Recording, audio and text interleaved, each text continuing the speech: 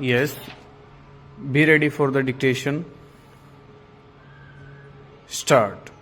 Government procedures and regulations shrouded in the veil of secrecy do not allow the litigants to know how their cases are being handled. Stop. They shy away from questioning the officers handling their cases because of the latter's snobbish attitude. Stop. Right to information should be guaranteed and needs to be given real substance. Stop.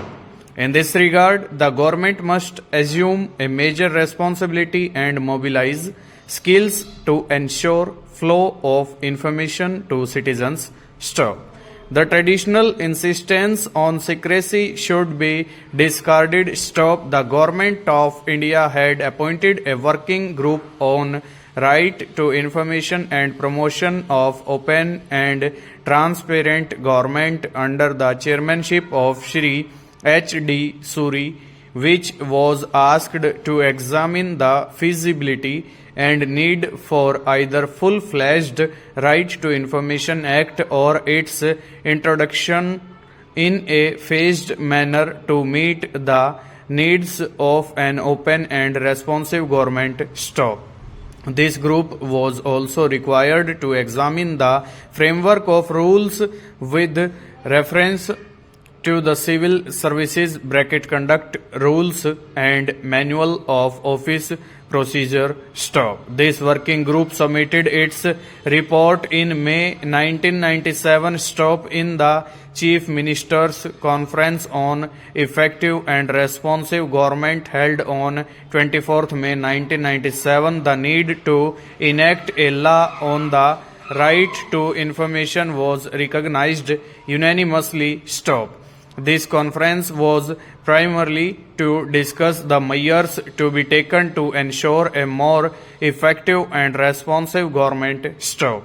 The recommendations of various committees constituted for this purpose and awareness in the government machinery of the significance and purpose benefits of this freedom ultimately led to the enactment of the Freedom of Information Act 2002. Stop. The proposed bill was to enable the citizens to have information on a statutory basis. Stop. The proposed bill was stated to be in accord with both Article 19 of the Constitution of India as well as Article 19 of the Universal Declaration of Human Rights 1948. Stop. This is how the Act of 2002 was enacted. Stop. In terms of the statement of objects and reasons of the Act of 2002, it was stated that this law was enacted in order to make the government more transparent and accountable to the public. Stop.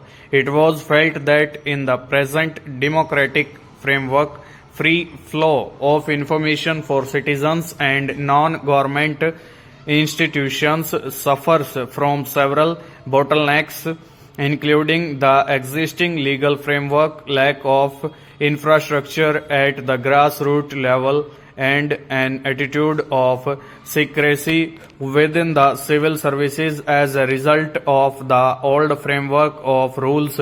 Stop.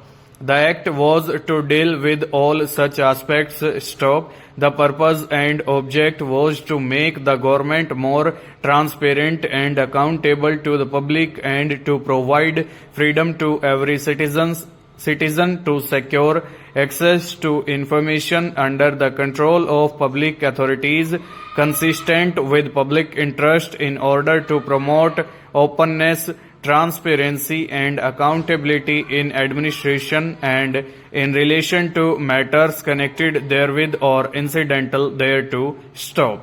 After the Act of 2002 came into force, there was a definite attempt to exercise such freedom, but it did not operate fully and satisfactorily. Stop. The Civil Services Conduct Rules and the Manual of the Office Procedure as well as the official Secrets Act 1923 and also the mindset of the authorities were implied impediments to the full, complete and purposeful achievement of the object of enacting the Act of 2002 stop. Since with the passage of time it was felt that the Act of 2002 was neither sufficient in fulfilling the aspirations of the citizens of India nor in making the right to freedom of information more progressive, participatory and meaningful, significant changes to the existing law were proposed. Stop. The National Advisory Council suggested certain important changes to be incorporated in the said Act of 2002 to ensure smoother and greater access to information. Stop. After examining the suggestions of the Council and the public, the government decided that the Act of 2002 should be replaced and in fact an attempt was made to enact another law for providing an effective framework for effectuating the right to information recognized under the Article 19 of the Constitution. Stop. The Right to Information Bill was introduced in terms of its statements of objects and reasons to ensure greater and more effective access to information. Stop. The Act of 2002 needed to be made even more progressive, participatory and meaningful. Stop.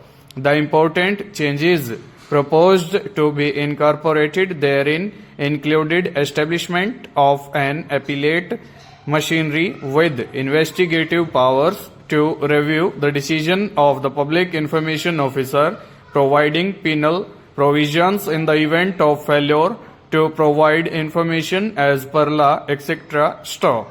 This bill was passed by both the houses of the Parliament and upon receiving the assent of the President on 15th June 2005, it came on the